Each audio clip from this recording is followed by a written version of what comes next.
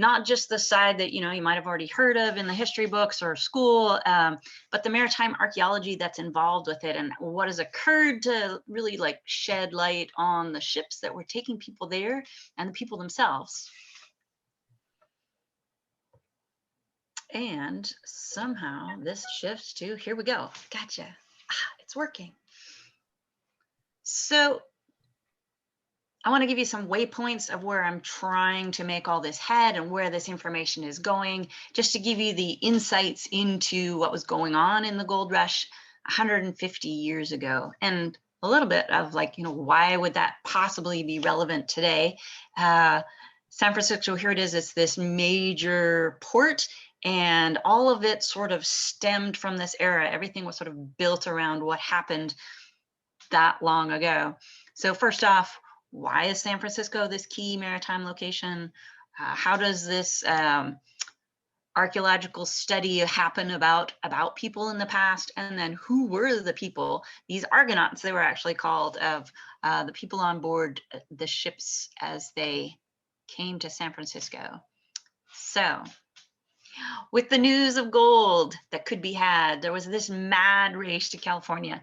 So not just people going from going west from the eastern United States, but they were really coming from all parts of the globe.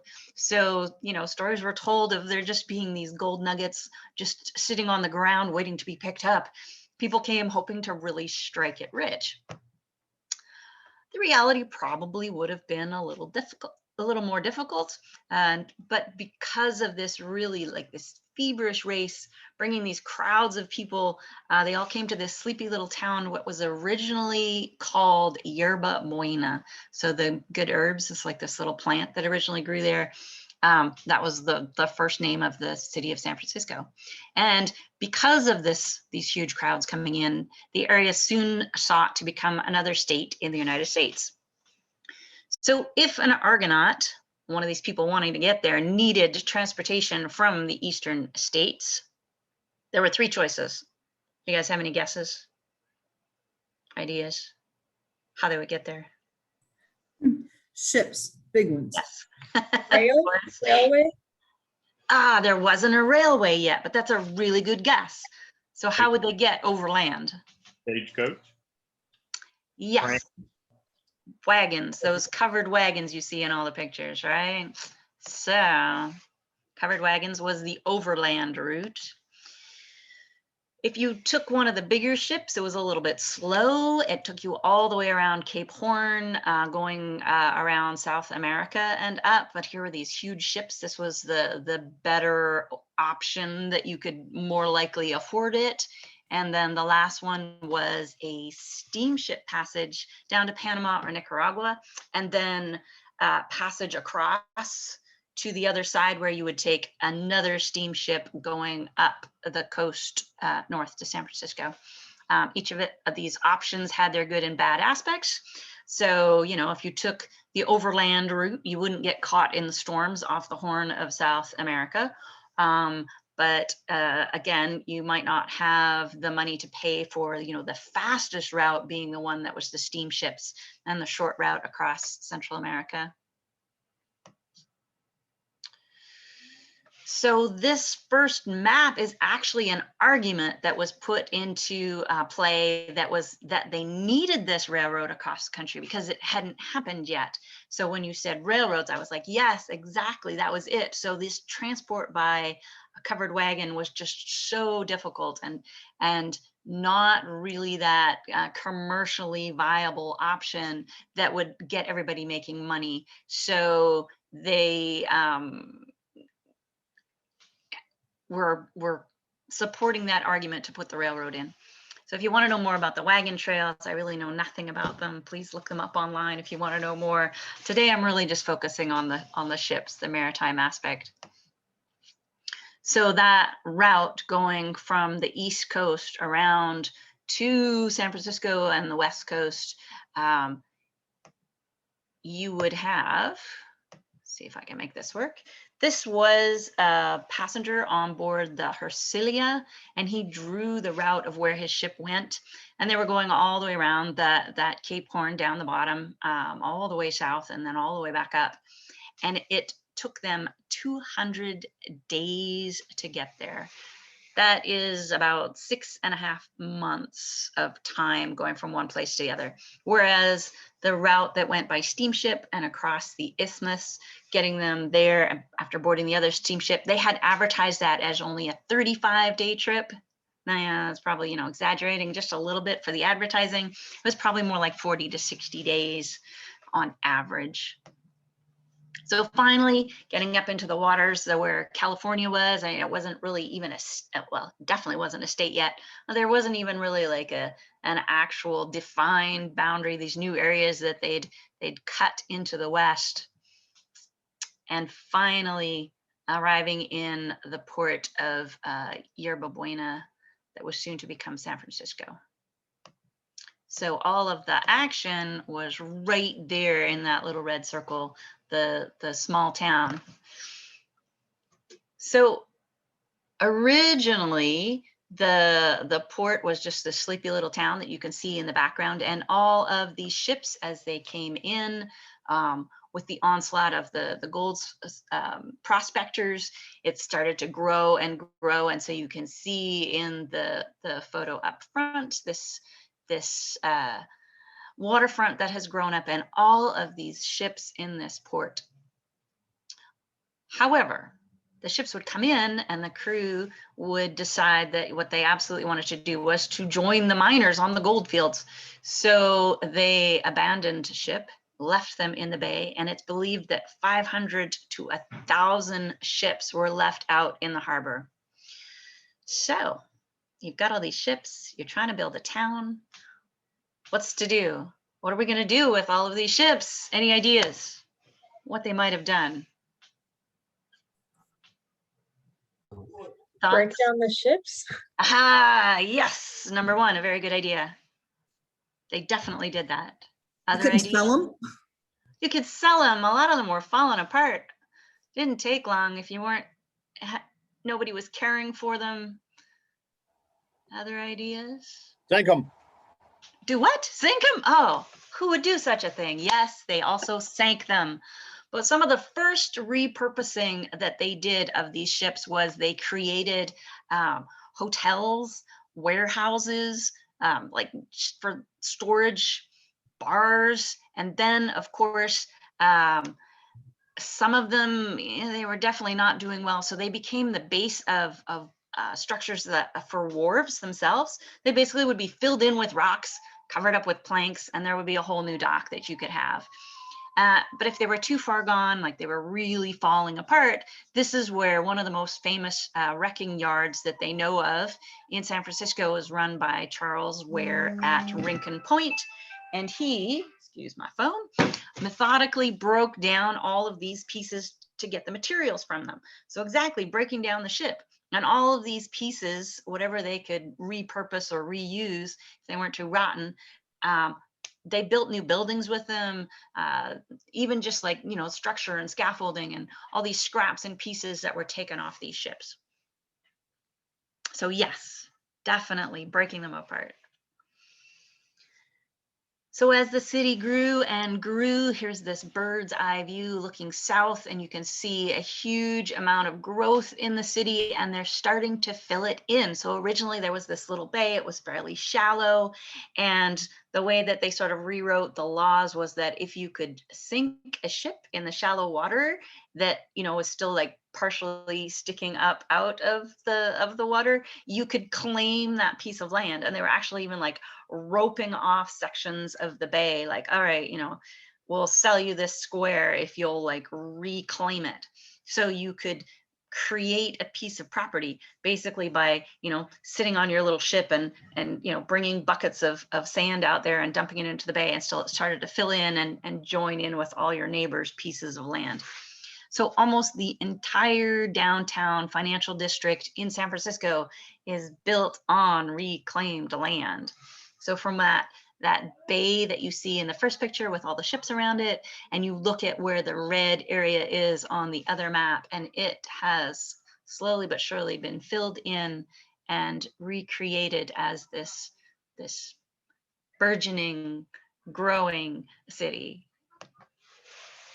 So as a scavenger hunt.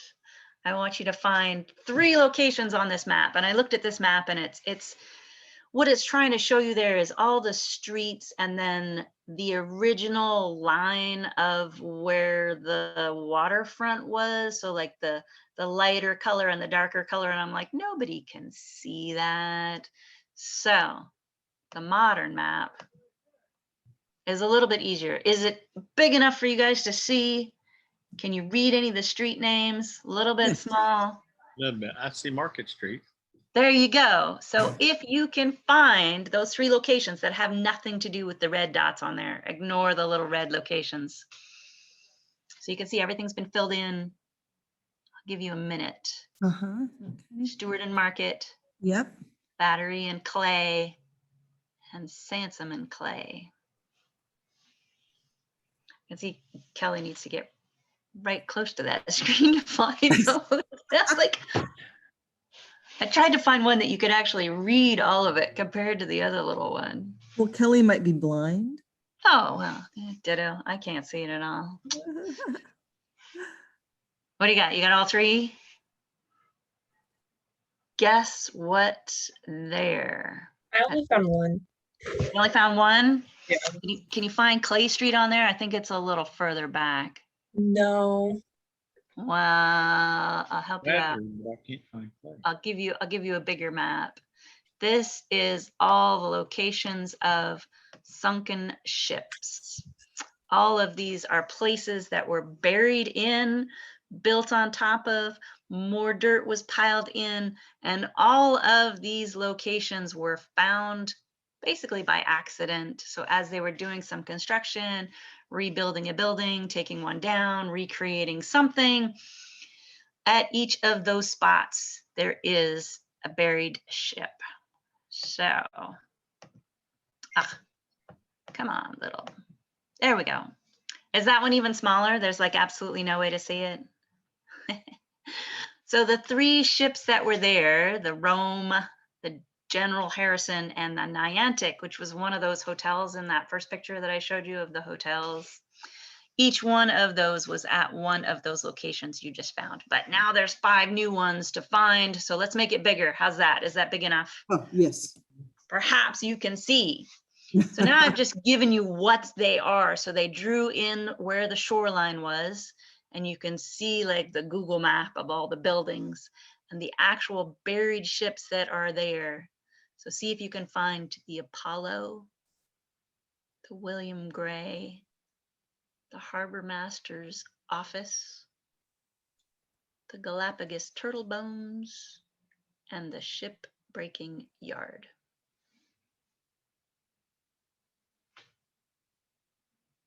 I was going to put 10 or 20 in, and I'm like, that might be too much on that little tiny map.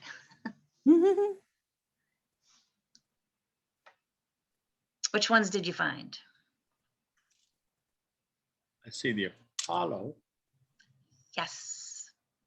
And because it's one of the ones that has been investigated archaeologically, it has that orangey red circle around it. There's a little tiny key in that bottom right-hand corner that's probably really hard to see. And it shows a star or asterisk shape. And that shape is right next to Clerk's Point. And that was where they found the turtle bones. So when ships were coming through, they were going around South America, coming up the coast, they would stop in Galapagos, grab a few turtles, throw them on the deck to roam around and eat them. And if they had a few left over when they got back, they had a couple extra turtles that they could throw in the pot at the local restaurant. And so the Galapagos turtle bones ended up there. The other ship, the William Gray, is far over on the right-hand side of that map. Another little orange circle because it's also been investigated archaeologically.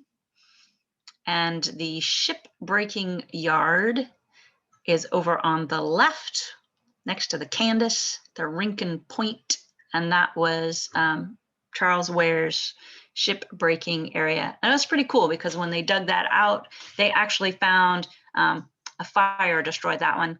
So when they were digging it out, they found like a small boat that would have been used next to it. everybody would have been, in the small boat, peeling parts off or transporting out to it to be able to take these pieces out of the ship. And then they were all sort of like stacked neatly in the yard. And of course, when they dug it up, they were all still in the same place.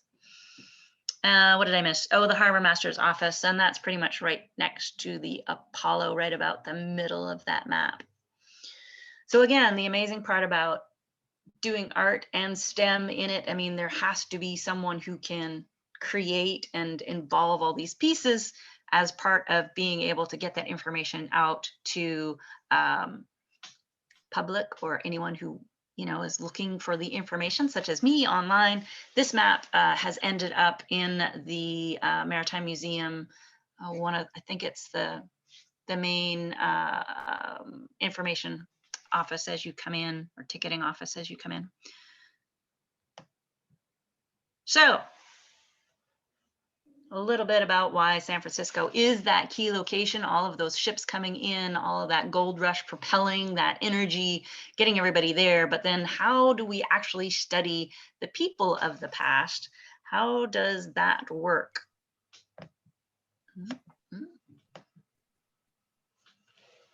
So as an archaeologist, my goal isn't really just to study the objects, the ships, the pieces, the chunks.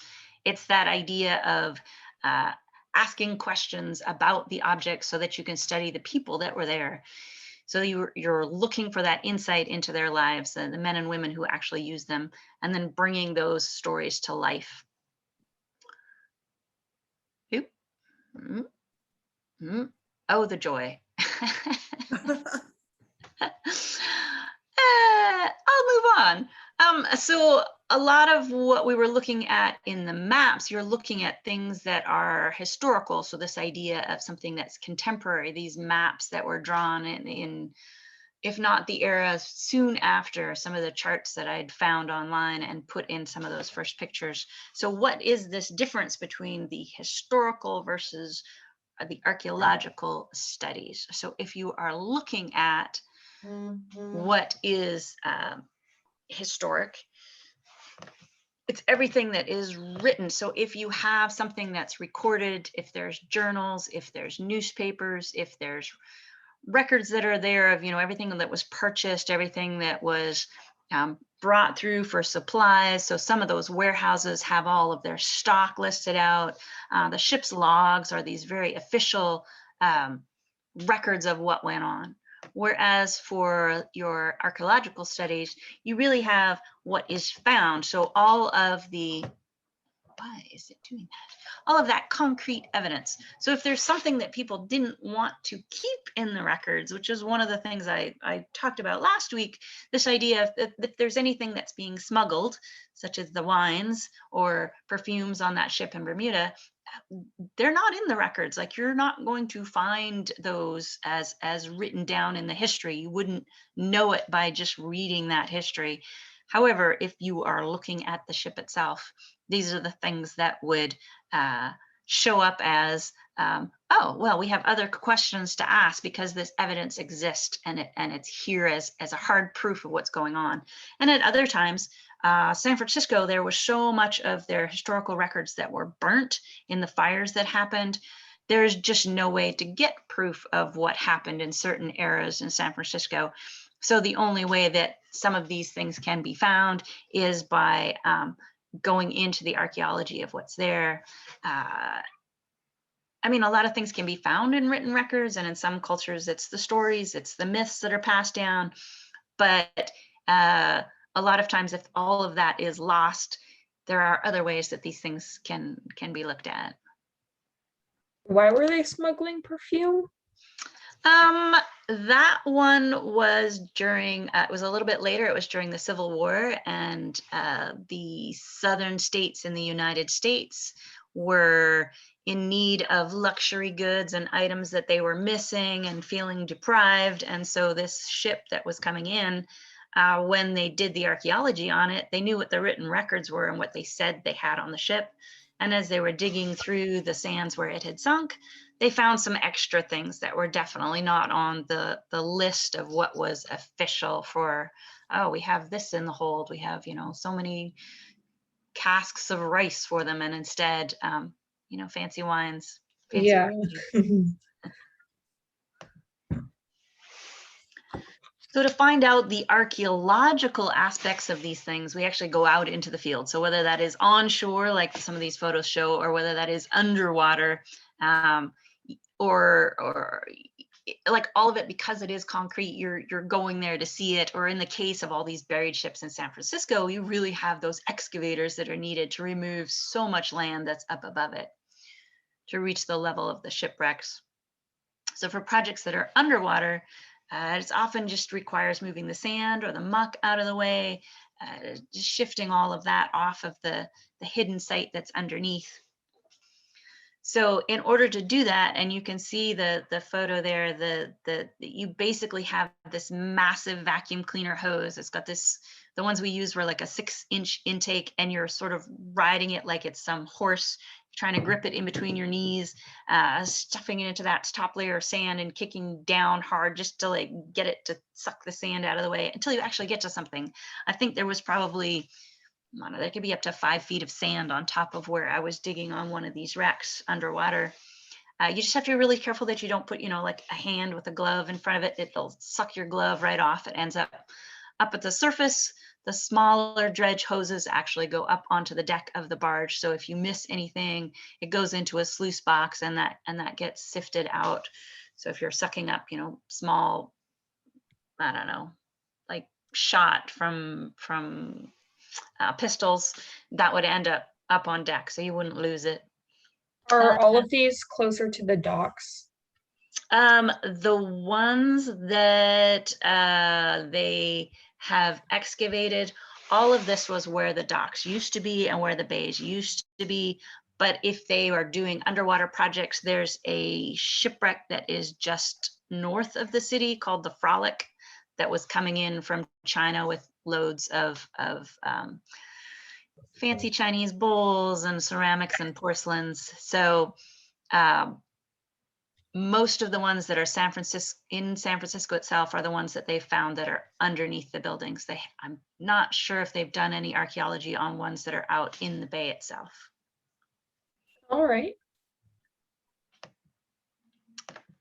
So what to do when you first get to a site, if you're doing the archaeology, making it happen, one of the quickest way to get yourself oriented and find out what's going on there is to create a sketch map, or what we call a mud map, of where everything is on the wreck or how much you can see. This is basically just like the front end. That's all that's sticking out. That's all you've got. So you're looking at it to see what the most important features are, what jumps out at you, all the large pieces, anything that might be there, where things might be broken, and drawing that out quickly. It's not to scale. You don't have to be a good artist. You're basically making, you know, shapes and squiggles to create that spatial awareness of what you're seeing in front of you. And then of course, it really just depends on how much time you have. I mean, if you're on a deep wreck and you don't have much time, you're creating this so that you can go back and pay attention to the things that are more obvious or larger, that need your closer attention, and you know, further investigation in those areas.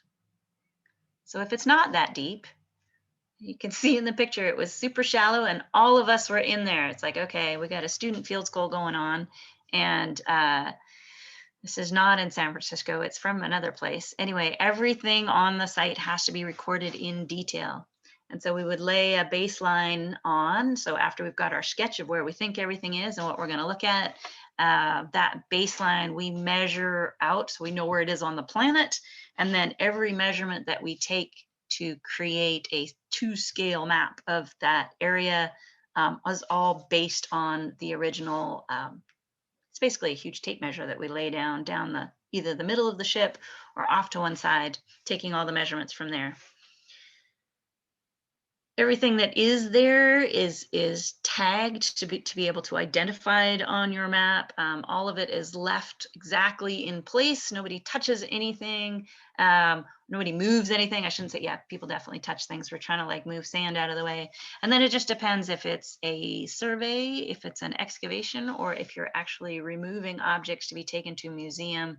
A lot of times diagnostic objects, things that might tell you the era or the date, if you don't already know, are taken from their location after you've placed it so that you know exactly where it was when you started. So all of it has to be in relation to all the other objects that are there, because it'll tell a different story, right? So if you find wine bottles in the captain's cabin, you're like, okay, well, he was bringing wine with him. But if you find them hidden up in the bow of the boat, tucked underneath a bunch of other cargo, you're like, oh, wait, somebody was smuggling something in. And then you get to draw all of that underwater. So yeah, super fun. If it's on shore, of course, a much different aspect. You're not actually needing to dive and hold your perfect buoyancy as you do it. So from all of the notes, all of the sketches, all of the scaled maps that are created, everything then goes into a single record of that entire shipwreck.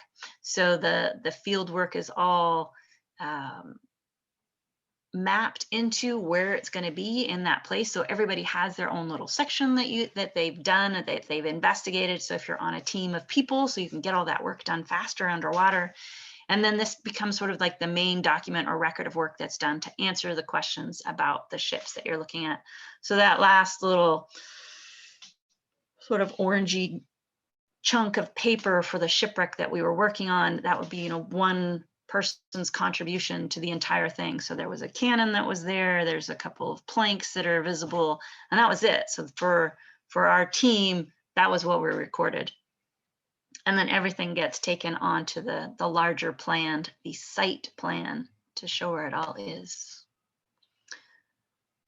So then any of the data that is collected, whether that's photographs from a drone, so we had someone fly over the shipwreck that we were working on the shore, creating those images for future use.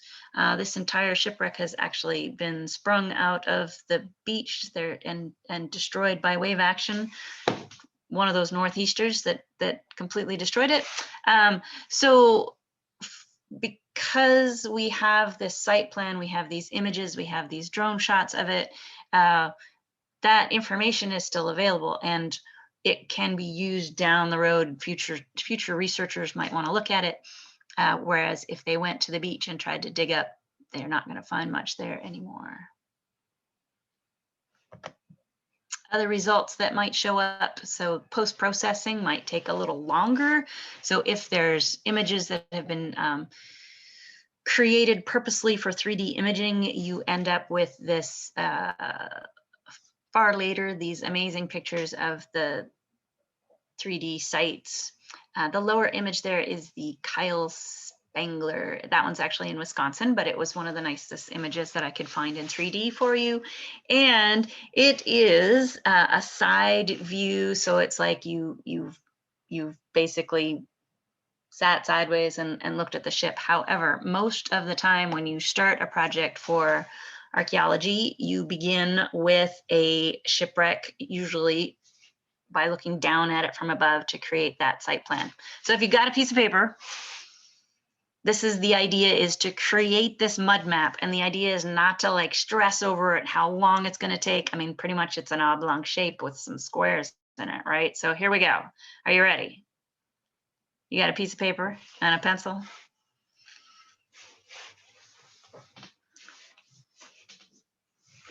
I should do it on the board behind me at the same time.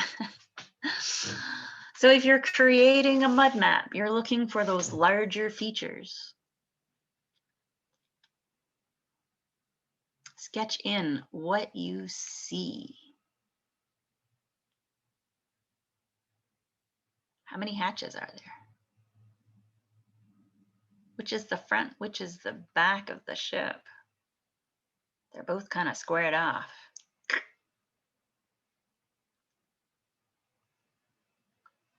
What is the square at the right?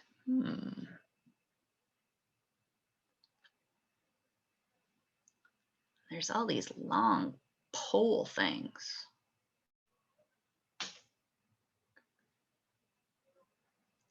And there's absolutely no scale bar on it.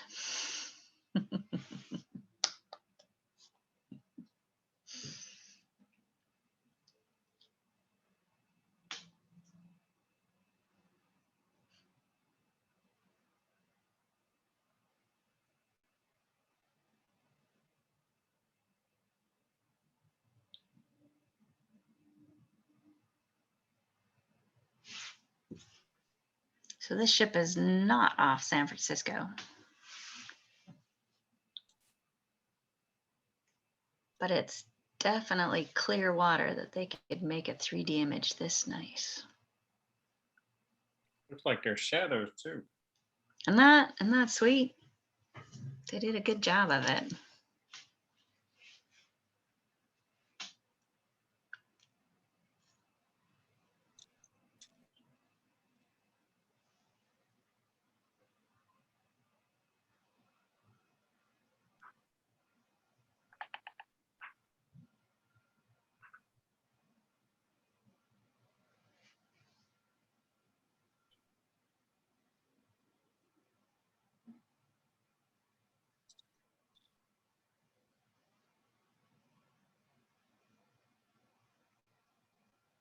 So this website, 3dshipwrecks.org, is a lovely resource. I tried to embed it, it didn't work, so that I could spin it around for you.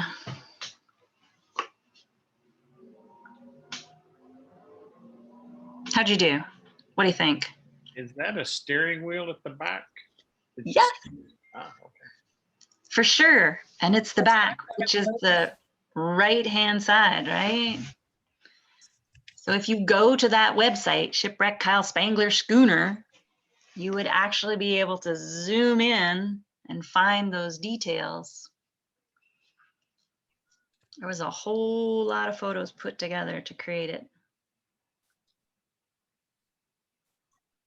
And where is this?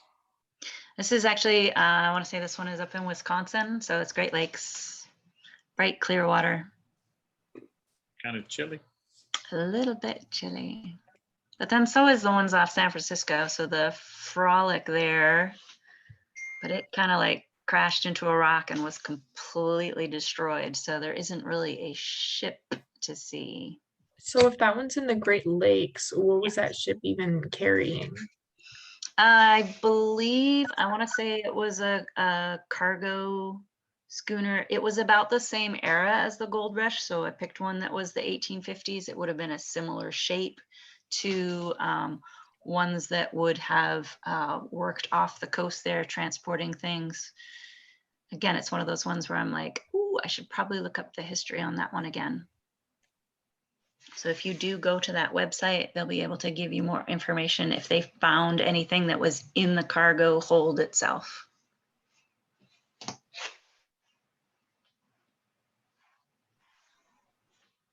All right, anybody want to share what they got?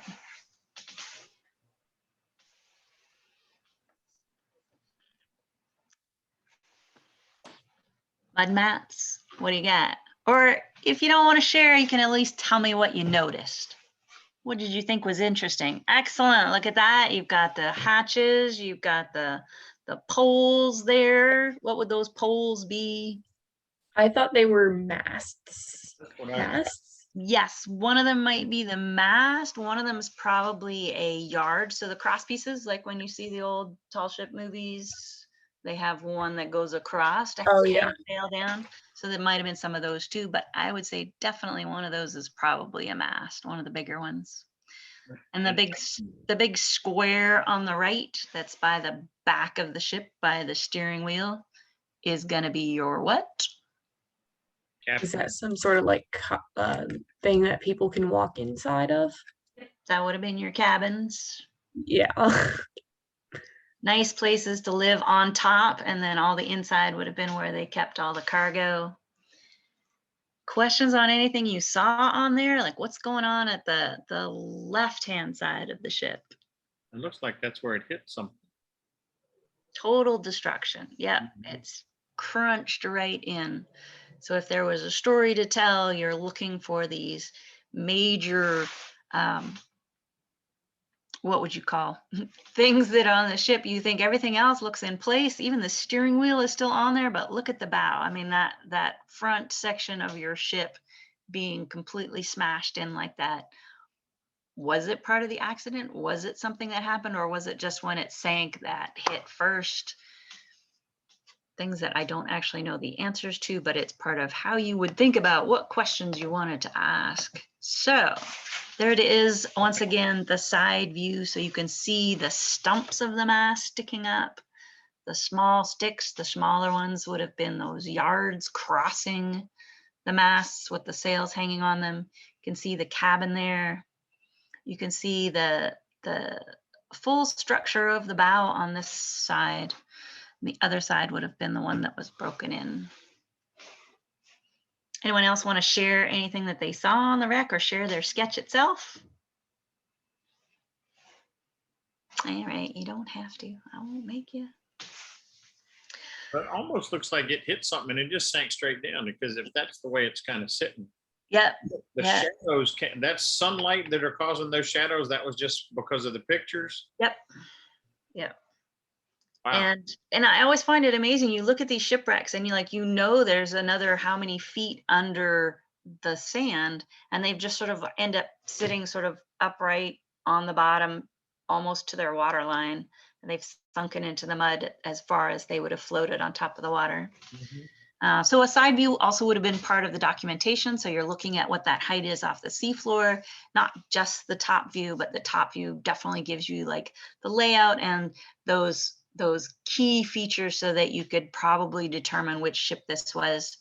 And archaeologists do still draw everything. They want to make sure that they don't miss any of the fine details. So if you're just recording it with a camera floating past it, going down the side of the ship, there's always things that you might miss, even though it's on film. Like, you really want to be able to see it with your eye and then go in and record it with the camera so that you can make sure that you've recorded those things. So here's their official final documentation. Your sketch map, your mud map that you do at the beginning isn't meant to look anything like the final drawing. So this is what represents like hours and hours and hours of archaeologists measuring absolutely everything. It's all to scale, and then the artists themselves rendering this final drawing for you to see of what it would have looked like and how tall those masts would have been if the masts had been all the way up.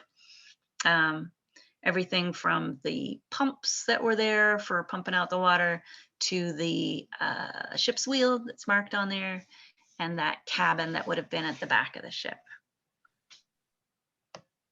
So are those pumps, are they hand pumps? I imagine they'd have to be. Oh, yes. Let me see if I can go back. Like, Yes. So they would have been like a crank handle and a large, so pipe works coming up from inside the ship, and like a diaphragm action of rubber or something that would have lifted the water and sucked it up through that pipe to get that going. Not quite what we have today, but close. get the water out. Yep. Except no electric power that goes with it. It's all, the fastest thing on the planet, somebody trying to pump their ship out. So then who are these people that were on these ships heading to San Francisco? And the way to find that out through what they would have found in the ships, I mean, it really depends on what happened to the ship after the ship got to San Francisco. So if it was repurposed as a storage ship or a hotel, you're still going to find things out about that stage of the ship's life, but maybe not as much about the people who arrived there and immediately fled for the gold fields.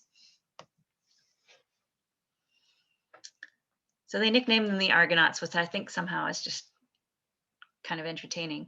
And so all of these people that were heading there to make their fortune, again, the majority of the Argonauts would have been men, but there were also women who boarded those ships with their families, came out to be part of the mad dash for gold and riches and fortune, and whether that was the clippers that went around the Horn that they went on, or whether it was the steamships and going across Central America. There's records of them arriving into the port at San Francisco, and the harbor master basically kept a list of the numbers and where they came from. So he scheduled out whether they were coming from the East Coast, whether they were coming from Pacific area, so anyone coming from China, anyone coming from South America, all of those areas where they were coming from. Or, there was one other one, but I can't remember. I think there was like a major port in Peru that he also listed. And so the numbers that he has for 1849 and 1850, when the gold rush first started, was over 3,000 women, which I'm like, wow, that's more than I would have thought. Like, that seems like quite a lot of people arriving in this tiny little sleepy town to go and race out there into the gold fields. But the comparison is there was over 60,000 men at the same time that came into town to go to the gold fields. So the percentage wise is a little bit different. So the ships that were working to bring them and all of the trade goods and the supplies for this now thriving port, they often had captains' wives that came along during that era. So there would have been the captain's wife and the family of the captain on board. So at this point, you're sort of thinking, well, why were these women even thinking about going to sea or going to these rough ports on the other side of the world? And really, like, at that point, with industrialization starting up and increasing, it became so that, like, your home was no longer the place where all the work was done. You ended up going out to the factories or going out to build or create things. And so the maritime communities really became this split, because everything that was on shore was the women's sphere at home, and then everything out at sea was where the men went. And that concept of life being completely divided wasn't necessarily true across all of the classes. So as you ended up with the captain, who is definitely the higher echelon of class on the boat compared to the lowly sailor at the bottom, in that era, as they redefined what the ideals of home and marriage were supposed to be, it actually made it so that women who were married to captains became totally dissatisfied with being left behind. They didn't want this loneliness because their husbands weren't there. You're supposed to be bonded together in this romantic love notion. And so what Hannah Burgess here says is, I know that I love the sea, but more I love my husband. I enjoy going to sea because I am with my husband, and with him, any place is home. So that very romantic Victorian era, instead of separating them more, actually ended up bringing more women out to sea on these voyages, taking supplies to San Francisco. So what's in your travel trunk? In order to do these really long voyages, people had to bring everything with them, all of their clothes and possessions.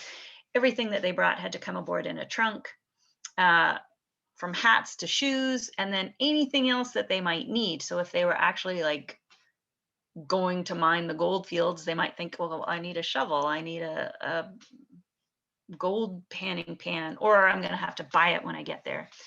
But if it was something, nostalgic, something that you wanted to take with you, something to entertain you on the way, like I said, that one ship took 200 days to get around Cape Horn.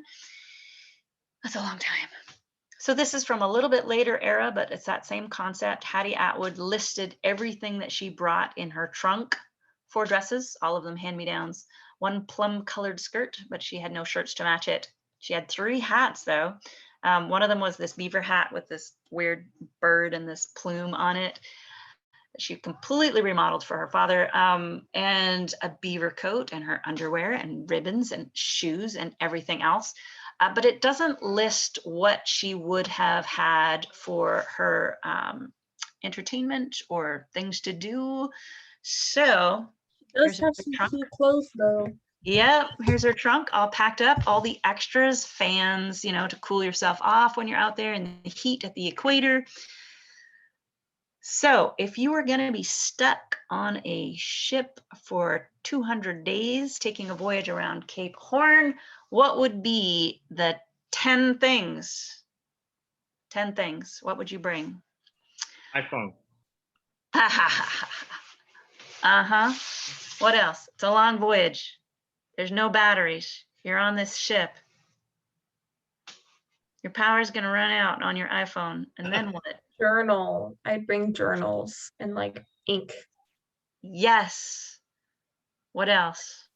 A couple of books. A couple of books. A camera. Oh yeah. That would be cool. I like that. Yes. Anything else you can think of? Deck of cards. Yes. Anything for entertainment. Oh my First God. aid kit. Oh yes. I like that one too. Man, that would just be smart. Lots of band-aids. My scuba gear. Yes. Stop the boat. We're in the Galapagos. I need to get off. Yes, all of those things. It's a long ways. So, some of the things that people did bring with them, things that they found on ships in trunks. So, of course, the clothes. This little weird pink circular woolly thing is actually a hat that somebody brought that was still like packed into their trunk with the rest of their clothes. I think that's the cap of it. Maybe there's a tassel on top. This lovely tin cart and horse toy for one of the children. I don't know, food that you might not get, and you're eating hardtack biscuits and salt fish that's stored in barrels with rice. Ugh, it all just sounded horrible, any of the food that they talked about. So, it'd be nice to bring some treats along with you. Toys, games, definitely books. Porcelain bowl. I don't know, maybe somebody brought their favorite bowl with them. And so many of these things can survive intact underwater. So there's so many things that survive easier. So this graph is basically showing you like, all right, if it's glass or if it's pottery or if it's shell or if it's wood, it will actually survive in a wet environment a lot easier than it would if it had been stuck on land. So if you dug it out of the dry dirt on land, it's less likely that it will be intact. I love how there's all these like normal items and materials, and then there's just bone, skin. A lot of things were actually made out of bone. So one of the things that I found as I was looking through for toiletries was a couple of toothbrushes, and they were made out of bone, and then all of the little holes that you would have for the brush end of it, the little bristles from the horse hair or the cow hair, were all inserted into the end of this bone handle that you could use. Of course, that was, the nicer ones were, all silver and ornate and beautiful and probably far more expensive.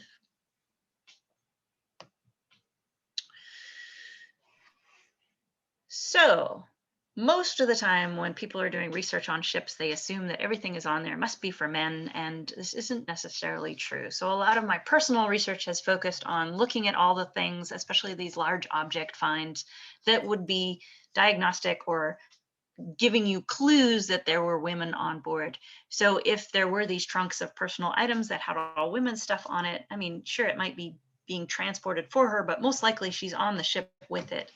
And then some of these other things in this list are things that, going through their journals, I've found and read, and you can see this page in the journal. This is called cross-hatching. And so they save paper by they write one way and then they write the other way up and down on the page. So you have to read it the other way. And your brain sort of goes cross-eyed trying to read it. So it's like looking through all of these journals in museums and archives and looking for the artifacts that actually, people kept from what they found in Hawaii or what they created in baskets somewhere in the South Pacific. And all of these things have ended up in museum exhibits or displays. And so you have these proofs that women were there, or hints towards them being there. And then I was working backwards, going into the archaeological site reports of these shipwrecks to try to find out what's actually been found on wrecks. Unfortunately, very little. So some of the things that would be there from the trunks, as we were talking about, all of the clothes, some of the things that might have been slightly different than what you'd have on shore, all of your hats. So this beaver hat that Hattie Atwood completely reformed. All of your hats probably would have had lots of ties on them to hold them on your head because it was a little more windy. And then one of the journals that I read through, they brought their rubber boots, and I'm like, oh, well, that's just smart, walking around on the wet deck. Definitely not fashionable, but very, very practical. And then of course there was fashion. So if you were a woman of the day and you were confined to these lovely dresses that had hoop skirts and bustles and all sorts of ridiculousness. So by the 1850s, the magazines like Godey's Ladies Book, the designs were these huge, huge skirts, and they were supported by whalebone hoops to create that form. And so Mary Lawrence was actually Wow. say that again? I said, wow. Yeah, that's just like insane, right? So that's Yeah. what you're dragging around on your body. And they estimated that it would be about 30 pounds of dress that you would be holding up for the day. That's a little much. So Mary Lawrence was a whaling captain's wife out there, and she was very thankful for the skirt movement that had all these huge whalebone hoops in them, because then they were selling more whalebone, and so she said, may the fashion long continue. I don't think she was wearing them because she was out on the ship. Usually you just wear your regular wash dress that you don't have to worry too much about.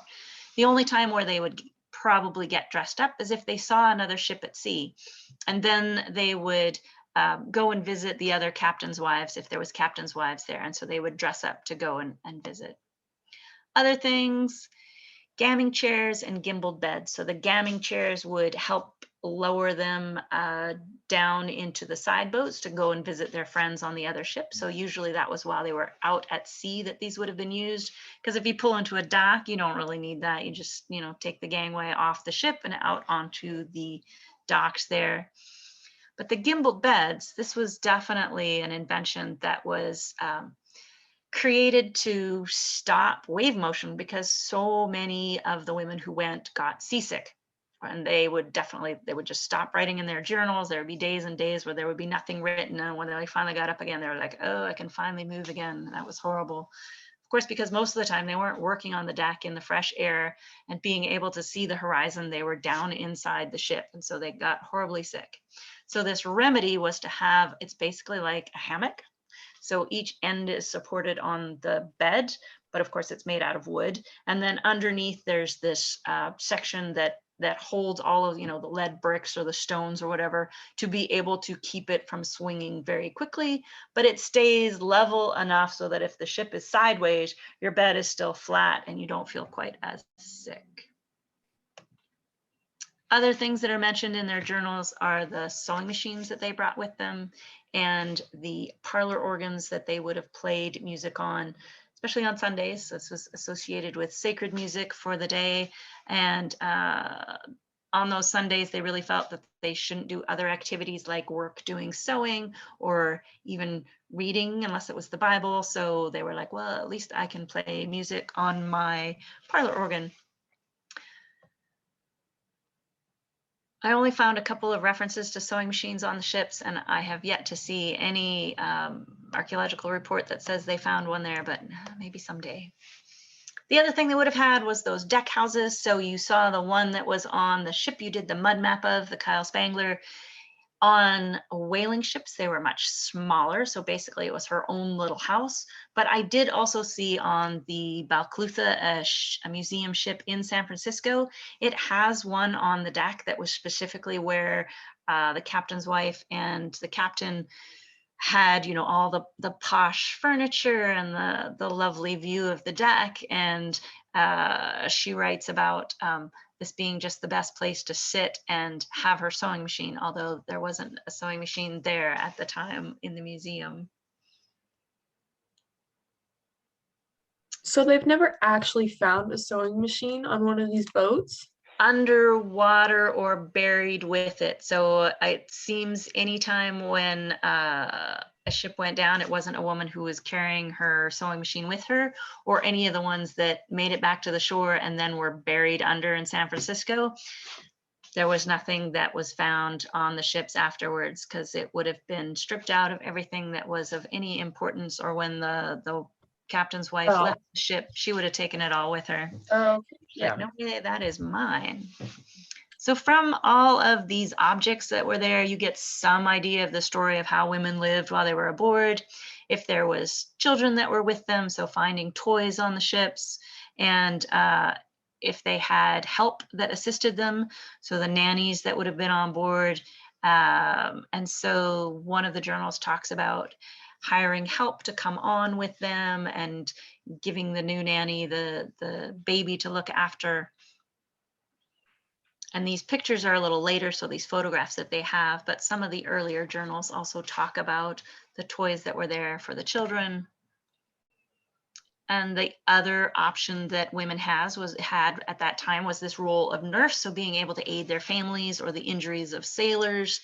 And one of the captain's wives talks about this poor sailor Tom, who comes to her requesting that he wanted a dose of each to be able to cure him, and what she thought probably would have killed her. And again, at that point, a medicine chest was legally required on ships that came that were from American ports, and so they had to have all of these bottles contained in this lovely medicine chest. And they came with an instruction manual, which was basically like, bottle A and bottle B if you see symptoms C and D. And then if they ran out of one, they'd be like, well, this one's blue, so let's just try this one, because blue A is probably the same as blue H. So I can't imagine what they were dosing them with. Last but not least, women also were there as navigators. So as it happened when the women were on the ships, it was sort of like a safeguard. If you had sailors that were illiterate, or your mate that was on board the ship wasn't possibly as good as you needed them to be navigating, the husbands, wives, and children and nieces all talk about learning how to navigate, so that just in case if something happened, they would be able to get the ship to its destination. So in 1857, soon after the gold rush, one of the more famous stories, Mary Ann Patton basically took over a clipper ship and got it around the Horn. She was in charge of the ship for over 50 days, doing all the navigating while she looked after her husband at the same time. And they arrived in San Francisco within hours on the same day of a ship that had left at the same time. So she did a great job. Wow.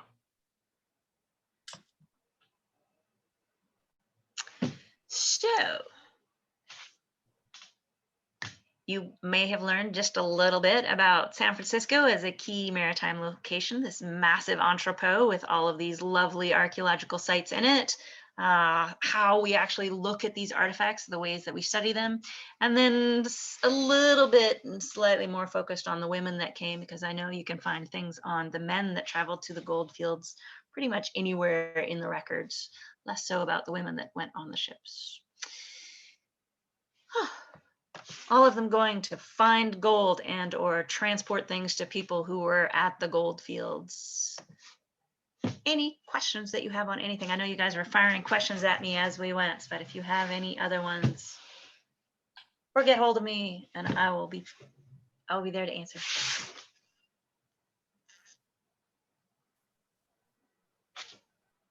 That was really cool. Yes. Mix and Yeah, match. I really Lovely. like that. Oh, good. I've been to San Francisco on the docks over where all the ships are, so that's cool to think about. Yes. And underneath them, more ships. Yes. Yes. Huh. I lived up there and didn't know any of that. So that is really cool. And to even think, just about, you don't think about women being on ships, or, that I'm going to bring my sewing machine, and if this ship sinks, I'm taking it with me. Women, children, and sewing machines first. Right. Right. Out of the lifeboat. I need my sewing machine. So I think will that all is- have to learn how to navigate too. That's obviously. Yes. With the sextant. Mhm. Yes, I think it's been 15 years since I did that. But if you're on semester at sea, that might be something. You pick up a sextant and learn to navigate by the stars. One more thing that's out there that's pretty amazing. Mhm. All right. See if I can unshare my screen. I'm not really sure how to do that. We'll see how it works. Stop share.